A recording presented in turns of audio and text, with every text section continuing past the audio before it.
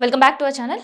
So, RTC సమ్మె మరోసారి siren మోగబోతుందా అనే ఇండికేషన్స్ ఆర్టీసీ సంస్థ ఇస్తుందా అనేటట్టుంది. ఎందుకంటే ప్రభుత్వం ఉచిత బస్సు పథకాన్ని ప్రవేశపెట్టిన తర్వాత ఆర్టీసీ లాభాల్లో ఉంది.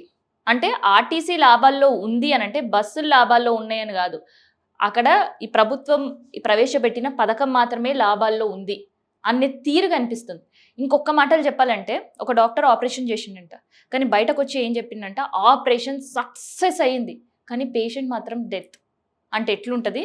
ఇప్పుడు ప్రభుత్వం ఆర్టీసీ తీరు కూడా అట్లే ఉంది. ఎందుకంటే పొన్నం ప్రభాకర్ వచ్చి చెప్పడం, అండ్ దాంతో పాటు మంత్రులు చెప్పడం, ముఖ్యమంత్రి చెప్పడం, అండ్ ఇక్కడి నుంచి ఢిల్లీ నుండి అధిష్టానానికి బస్సులు ఫ్రీ బస్సులు అమలు తీరు ఇన్ని లక్షల మంది ఉపయోగపడుతున్నారు, ఇన్ని లక్షల మందికి ఈ పథకం ఉపయోగపడుతుంది, అండ్ దీనివల్ల చాలా మంది లబ్ధి పొందుతున్నారు. ఇక్కడ నుంచి అక్కడ లెటర్ రాయడం, అక్కడ నుంచి వీళ్ళు అభినందిస్తూ లెటర్ రాయడం, అండ్ సంక్షేమ పథకాలు చాలా సక్సెస్ఫుల్గా తెలంగాణ రాష్ట్రంలో ఇంప్లిమెంట్ చేస్తున్నారు, శబాష్ అని అధిష్టానం చెప్పడం, ఇలాంటి లెటర్లన్నీ చూసినాం కదా. కానీ ఆర్టీసీ ఇవాళ నోరు విప్పి చెలో సెక్రటేరియట్‌కి పిలుపునిచ్చింది అనంటే ఆర్టీసీ నష్టాల్లో కూరుకుపోయి మునిగిపోయే పరిస్థితి ఉంది. అండ్ దాంతో పాటు ఈ ప్రైవేటు బస్సులు తీసుకొనొచ్చి ఆర్టీసీకి ఇంకింత నష్టం చేస్తున్నారు మీరు అనేదే ఆర్టీసీ కార్మికుల ఇబ్బందులు. అసలు వీళ్ళు ఏం డిమాండ్ చేస్తున్నారు అనంటే, ప్రతి నెల 350 కోట్ల రూపాయలు మా ఆర్టీసీకి ఇస్తే మాకు జీతాలు వస్తాయి, అండ్ మా బతుకులు బాగుపడతాయి, అండ్ ఆర్టీసీ అప్పుల్లో కూరుకుపోకుండా ఉంటుంది. రిటైర్మెంట్‌కి సంబంధించిన వాళ్ళ బెనిఫిట్స్ కావచ్చు, లేదంటే హాస్పిటల్‌కి సంబంధించిన బెనిఫిట్స్ కావచ్చు, మా బెనిఫిట్స్ మాకు రావాలి అంటే ప్రభుత్వం ప్రతి నెల మాకు 350 కోట్ల రూపాయల నిధులు చెల్లించాలి.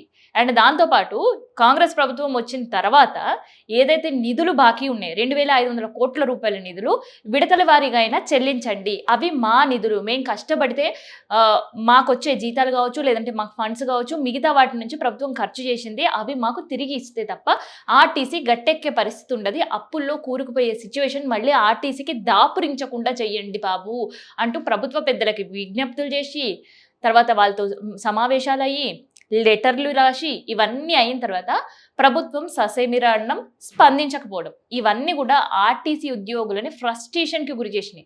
అందుకని ఈ నెల 24వ తేదీన ఆర్టీసీ ఉద్యోగులు చెలో సెక్రటేరియట్ కార్యక్రమానికి పిలుపునిచ్చారు. అయితే ఈ కార్యక్రమం ముందైనా ప్రభుత్వం స్పందించాలి, లేదంటే పొన్నం ప్రభాకర్ అయినా స్పందించాలి, మంత్రిగా ఉన్నాడు కాబట్టి అయినా.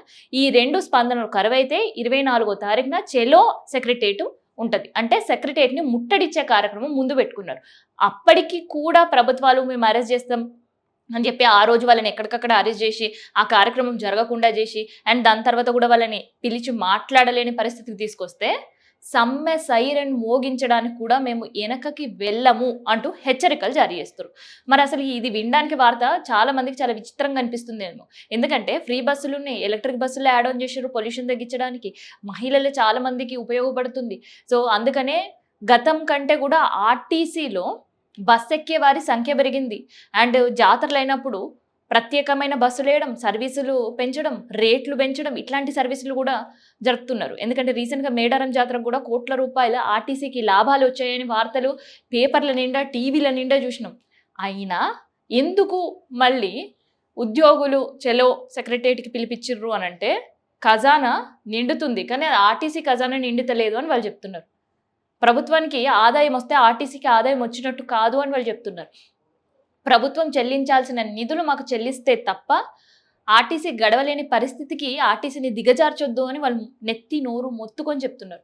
ఇదన్నమాట ఆర్టీసీ ఉద్యోగుల కష్టాలు. సో ప్రభుత్వం స్పందిస్తుందా, చర్చలకు పిలుస్తుందా అని ఎదురు చూస్తున్నారు.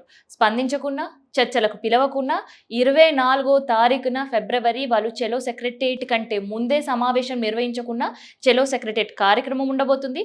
ఆ కార్యక్రమానికి ఆటంకాలు క్రియేట్ చేసినా, వాళ్ళని అరెస్టులు చేసినా, ముందస్తు అరెస్టులు చేసినా, ఆ తర్వాత వెంటనే ఆర్టీసీ ఉద్యోగులు సమ్మె సైరన్ మోగించడానికి సిద్ధంగా ఉన్నారు. ఇన్ కేసు అట్లాంటి పరిస్థితే ఉంటే, గతంలో మనం చూసినాం బీఆర్ఎస్ ప్రభుత్వం ఉన్నప్పుడు కూడా ఆర్టీసీ ఉద్యోగులు ప్రభుత్వంలో విలీనం చేయాలి అని అంటూ దాదాపు 45 రోజుల పాటు సమ్మె చేశారు. తెలంగాణలో తెలంగాణ ఉద్యమం తర్వాత ఏమైనా సమ్మె ఒక లాంగ్ డ్యూరేషన్‌లో జరిగింది. మళ్ళీ బ్రేక్ ఇచ్చి మళ్ళీ ఇంకొక 3 నెలలు అట్లా మొత్తం దాదాపు 3 నెలల పాటు వాళ్ళు సమ్మె చేశారు.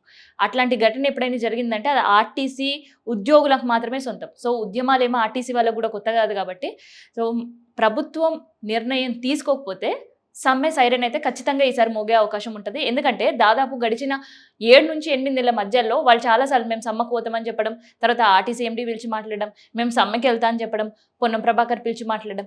ఎప్పుడైనా వీళ్ళకొక చర్చలు జరుగుతున్నాయి తప్ప, చర్చల నుంచి వచ్చే ఔట్‌కమ్ వాళ్ళ వరకు చేరట్లేదు. సో, అందుకని ఈసారి ఆర్టీసీ ఉద్యోగులు చాలా సీరియస్‌గానే ఉన్నారు.